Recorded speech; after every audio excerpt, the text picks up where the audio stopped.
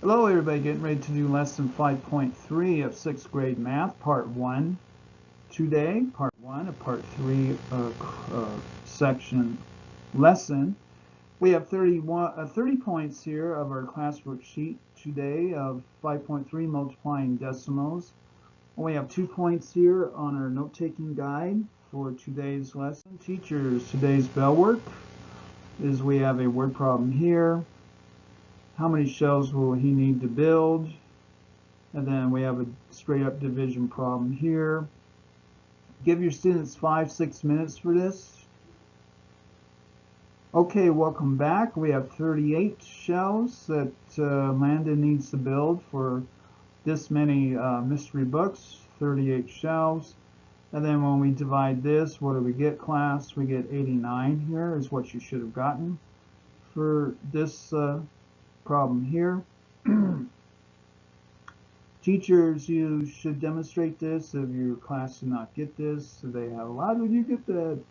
You just do long division here for them, 4183 divided by 47. Otherwise, let's into today's lesson. How do you multiply decimals? So explore activity will be that, modeling decimal multiplication. So for our first situation here, use decimal grids or area models to find each product. So we're going to go back into our decimal grids here. We have 0.5 here. This represents 0.5 times 0.3. So we have 1, 2, 3 here, and then 1, 2, 3, 4, 5. So this situation here is going to model this multiplication problem here. 0.3 times 0.5. So we're going to shade 5 rows here for 0.5, and then we're going to shade our 0.3 here.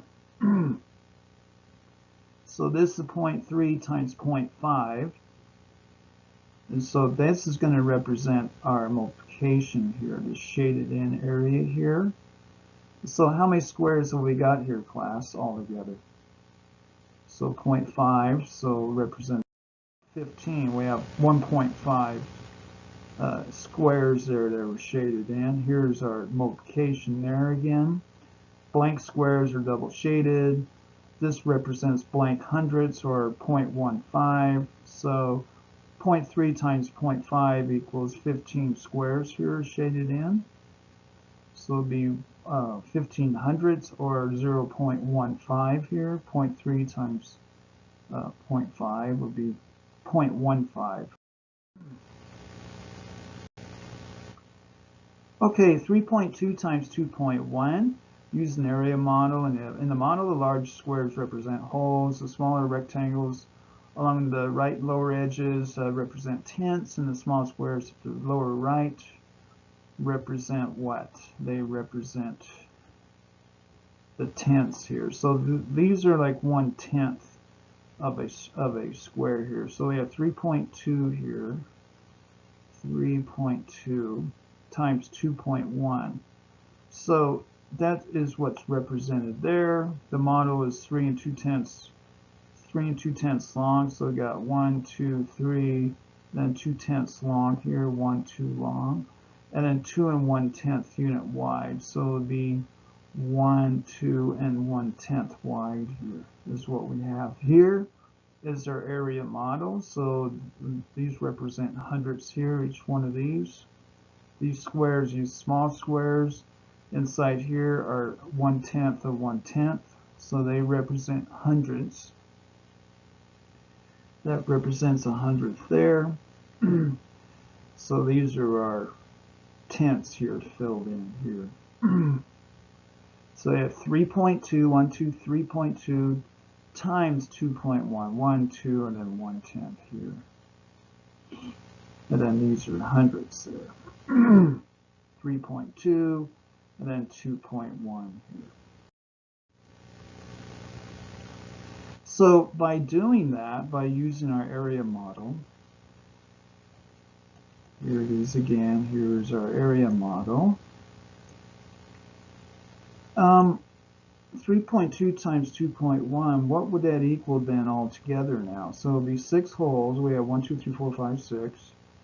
Plus 7/10. So we have, what do we got here? We got 2, see 2.1. So these are 1 here, and then there's, so it'll be 3 plus, see, 7/10 here.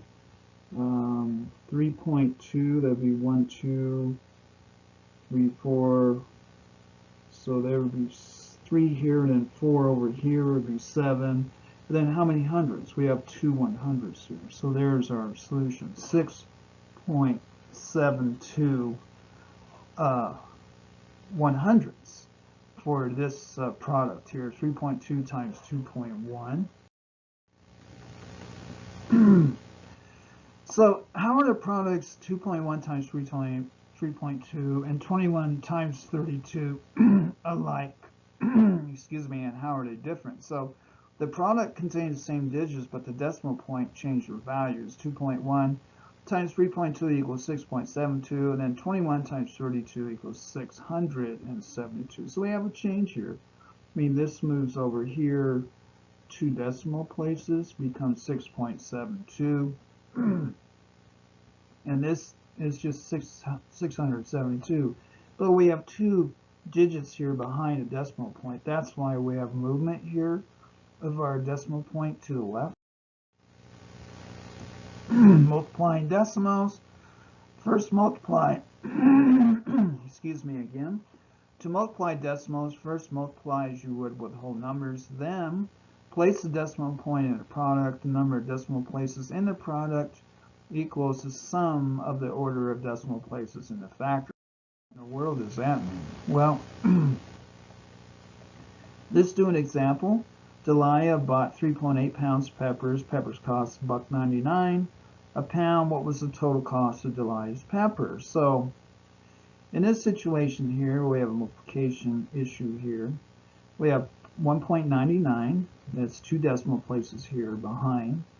2 decimal places, and 3.8, we have 1 decimal place. So how many decimal places have we got here? We got 1592. When you multiply 38 times 199, we get 1598. And then when we add together, see 8 times this is 1592, and then 3 times that is we move over 1 here.